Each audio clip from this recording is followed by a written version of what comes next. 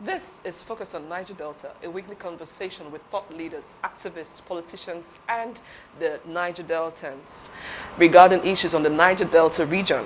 Live on Baramatu Voice Television every Tuesdays and Fridays at 7:30 p.m. Today we have very sensitive matter to discuss, and I have some wonderful guests on set with me in the studio here. On my right hand here, I have Comrade Daniel Ezekiel, an human rights activist and a politician, and the former spokesman, the Ijaw People's Development Initiative. And on my far right, I have Honorable Comrade Esimaje Awani, a businessman and politician, the immediate past Ishekiri National Youth Congress president. You're welcome on set. Thanks for having me. How are you doing today? You're looking very calm. Thank you. Okay. Today we are going on the discussion, the Nddc new board members and matters arising. A very topical issue to be discussed. We are not going to look, first of all, with the inception of the commission, the mandates, and all of the master plan. But let's go straight now. What do you think concerning the 16-man new board members? I'll start with you, sir. Yeah, first and foremost, I want to say I'm honored to be here. Having said that, I think it is a great disservice to, if you permit me to use the word, to Delta Ijaws. Why saying so? One of the greatest leaders of all time to come out of sub-Saharan Africa, late Sir Obafemi Awolowo, said, and I quote, "Before I became a Nigerian, I was a Yoruba man." To those out there, you may call me an ethnic bigot. But I don't think I have apology regard to that. We all know the sacrifice Ijaws, especially we Ijaws of Delta Axis, has played, has contributed, and still contributing in sustenance of the peace, of the economic growth of this nation. And when you set up such an important organ without no due respect to Ijaws of Delta State, I think it's not just an aberration, but a slap on our part.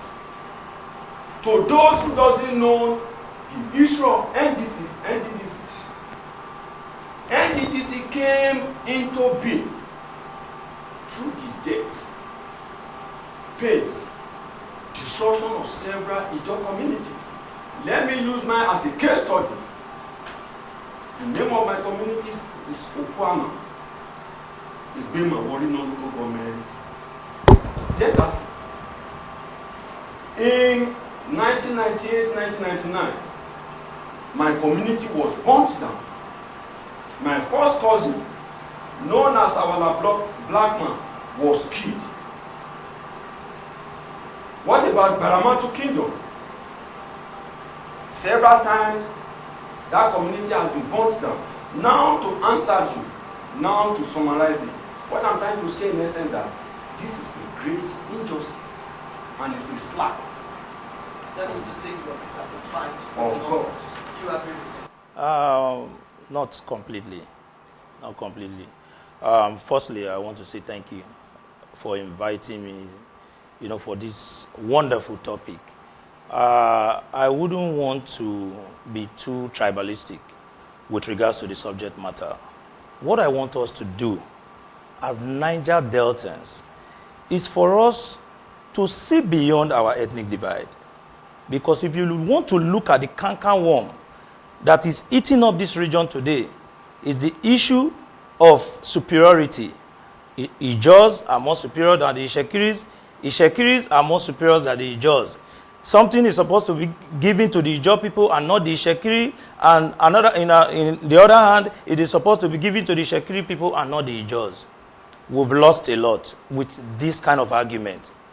Nigeria as a country, you will agree with me that there is a significant paradigm shift from looking at it from that national perspective to a regional struggle.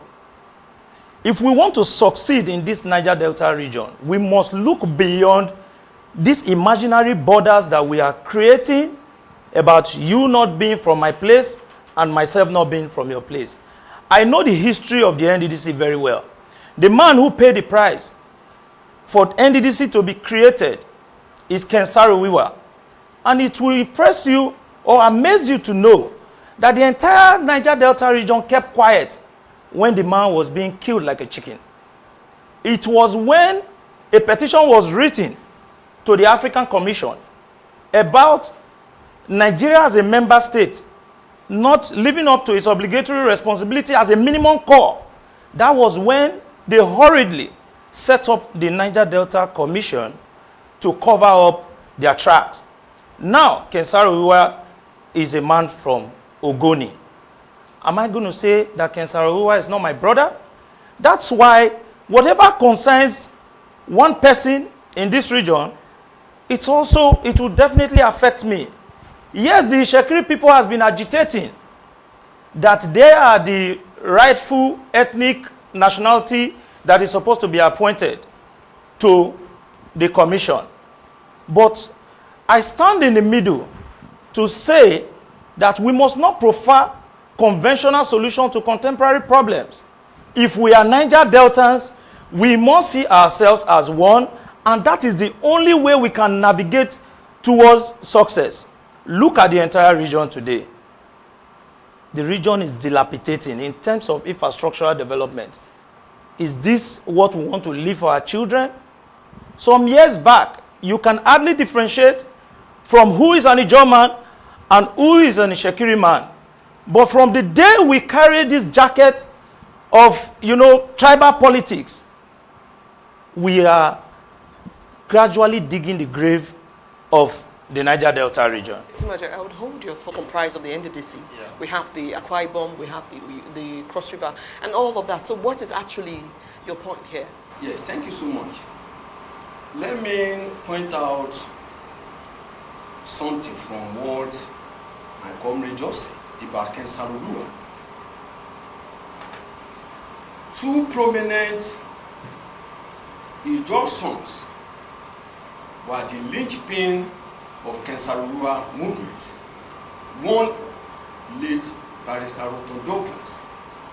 The other one is Chief Obokobelu.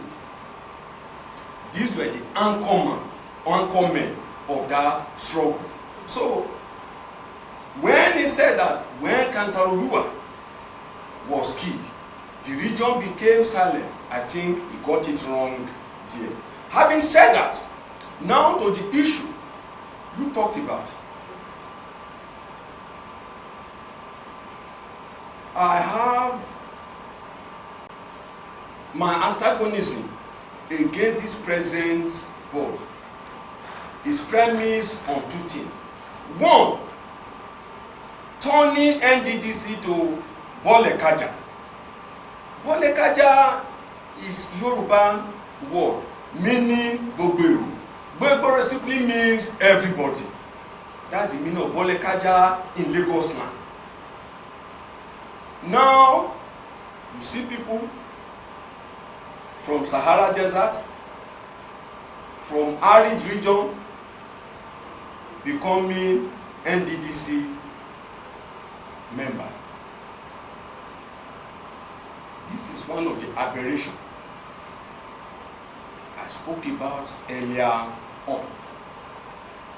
And to me, I'm not surprised at the action of President Muhammadu Buhari.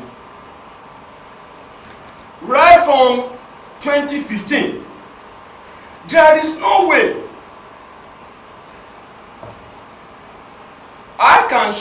away from talking about my ethnic group, Ijos. And I repeat, you can call me a bigot. I will not shy away from the fact. Immediately President Muhammadu Buhari came in 2015. He declared war on we the Ijos. The first thing he did is to go after his predecessor, despite what that man did for him. Now, to the issue. What am I trying to say in essence? That right from day one of President Muhammadu Buhari government, he has always looked for a way to decimate Niger Delta rights through back door. That is for him. On the other issue is the neglect of the Ijos.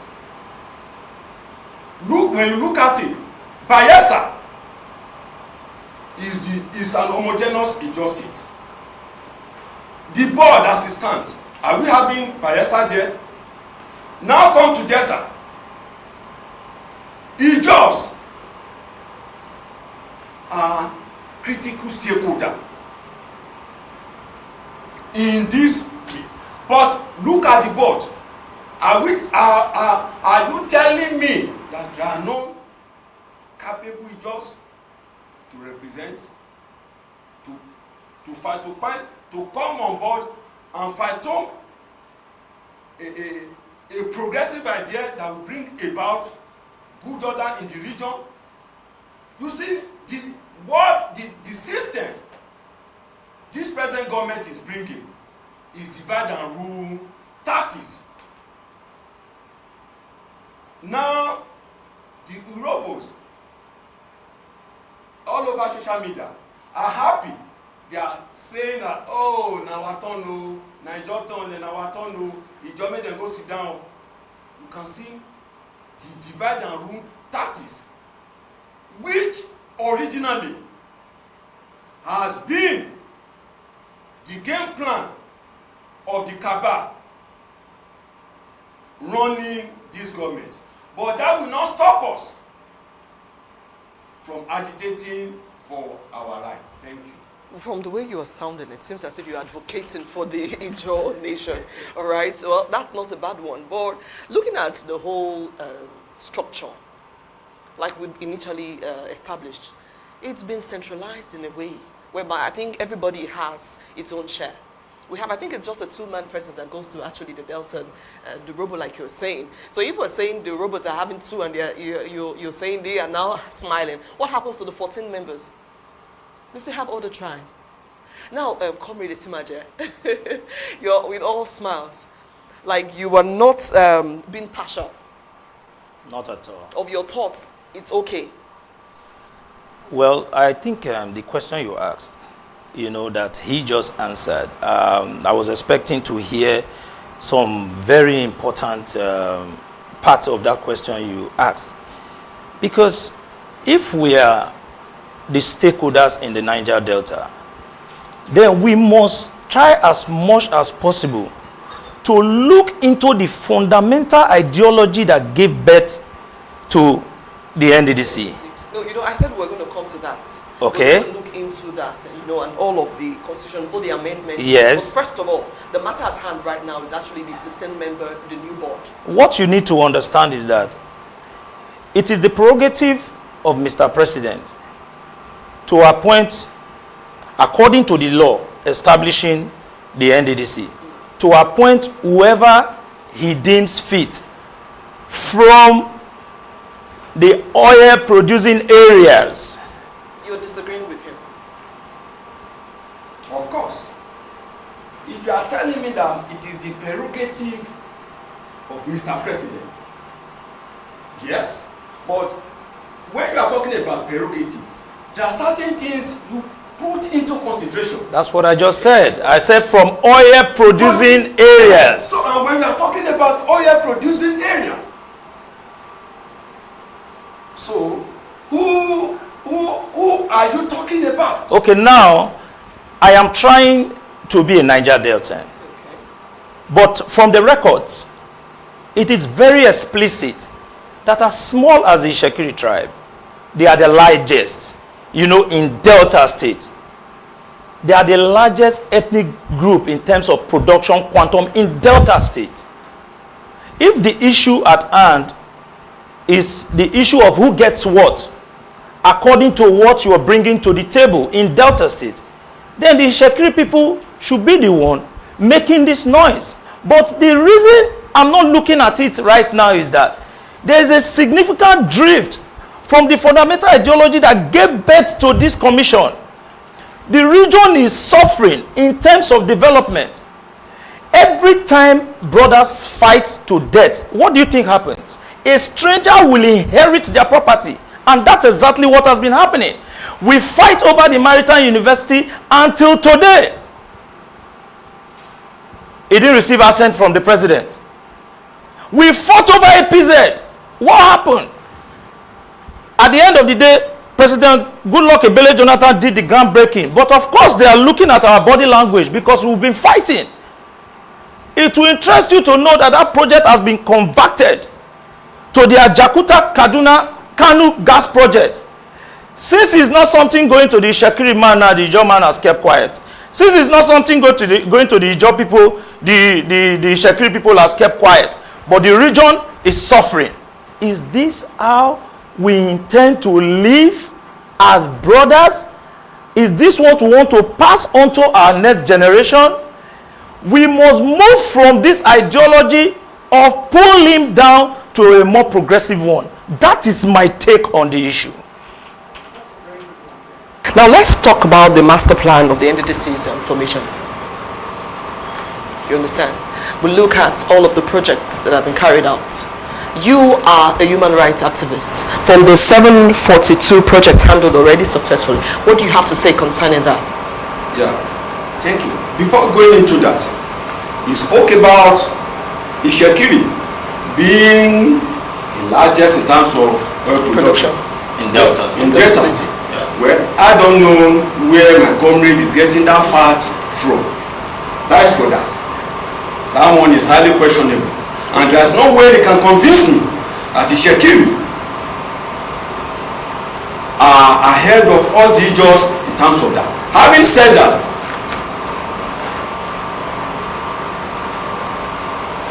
looking at the projects, I think the objective yes, of Nddc, I think there is what I would call derailment all right, in Nddc. It has become a cesspool of corrupt acts and so many other things. Now to the issue of the project. Some of these projects, I can't even place my hands or get across to them. In essence, Comrade Daniel, let me get you right now. You cannot categorically say that Nddc has successfully handled those projects. Of course, because why I'm saying so, let me use my community as a case study. Okay. Shekelewu. Nddc went on air through propaganda that they successfully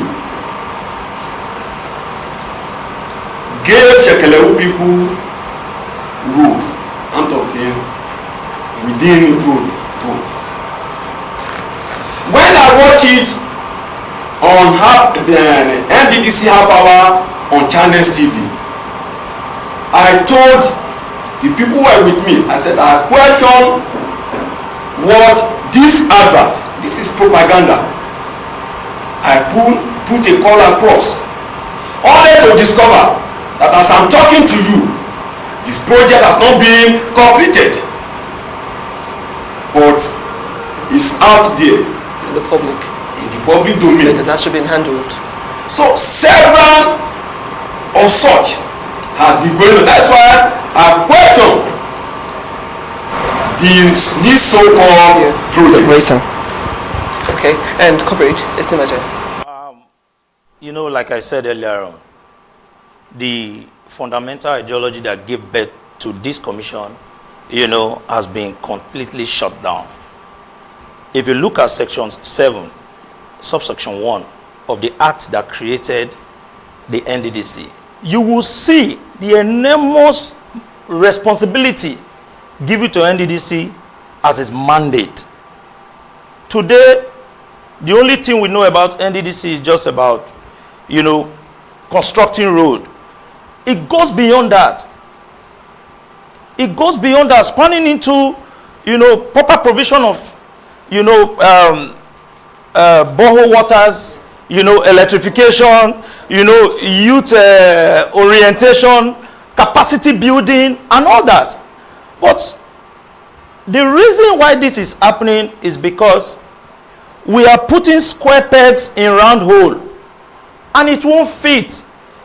When the ideology that drives a process is more political than physical to achieve its aim, this is what you get.